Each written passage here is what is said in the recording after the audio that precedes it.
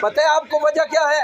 قرآن مجید کی توہین انہوں نے کیوں کی ہے کہ آکسفورڈ کی یونیورسٹیوں میں پڑھنے والے، انگریزی تعلیم حاصل کرنے والے اور پاکستان کی بڑی بڑی یونیورسٹیوں میں کروڑوں روپے لے کر تعلیم حاصل کرنے کے بعد ڈاکٹریٹ کی ڈگری لینے والے، پی ایچ ڈی کرنے والے ڈاکٹر جن کی 2-2 لاکھ روپیہ تنخواہیں ہوتی ہیں، وہ اتنی بڑی بڑی تنخواہیں لے کر اس کے بعد بھی ہم نے روڈوں پہ رلتے ہوئے دیکھے ہیں۔ آیا دن کہتے ہیں جی جناح ہاسپٹل کی او پی ڈی بند رہے گی، ایمرجنسی بند رہے گی۔ میں نے کہا کیوں؟ کہتے ہیں ڈاکٹر نے ہڑتال کی ہوئی ہے۔ کیا ہوا؟ کہتے ہیں ڈاکٹر کہتے ہیں ہماری تنخواہ کم ہے اس لیے ہم نے ہڑتال کی ہوئی ہے۔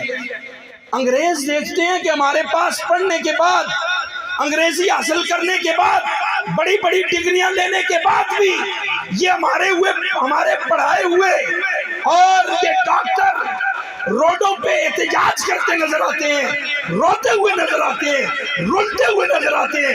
لیکن محمد عربی پہ نازل ہونے والا قرآن جامعہ نظامیہ میں علامہ حافظ عبدالستار سعیدی کے قدموں میں بیٹھ کر پڑھنے والے جب باہر نکلتے ہیں ان کی تنخواہ 20,000 ہوتی ہے، لیکن سب سے زیادہ خوشحال زندگی گزار رہے ہیں۔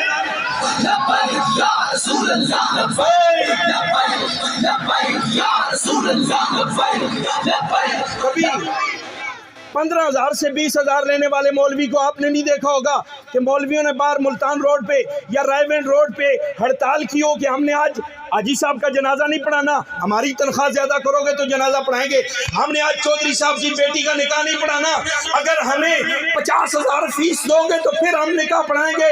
نانا، یہ 15,000 لینے والے، یہ 20,000 لینے والے، زیادہ سے زیادہ کسی خطیب کی تنخواہ ہو سکتا ہے آپ مفتی سلیم صاحب کو 50,000 دیتے ہوں۔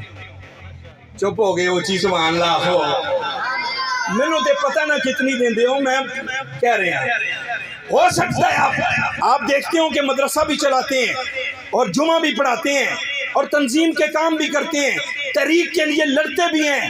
جس جگہ مسجد کا معاملہ ہوتا ہے، کوئی مسجد کسی جگہ پھٹا ہوتا ہے، سب سے پہلے پہنچنے والی شخصیت کا نام مفتی سلیم ہے۔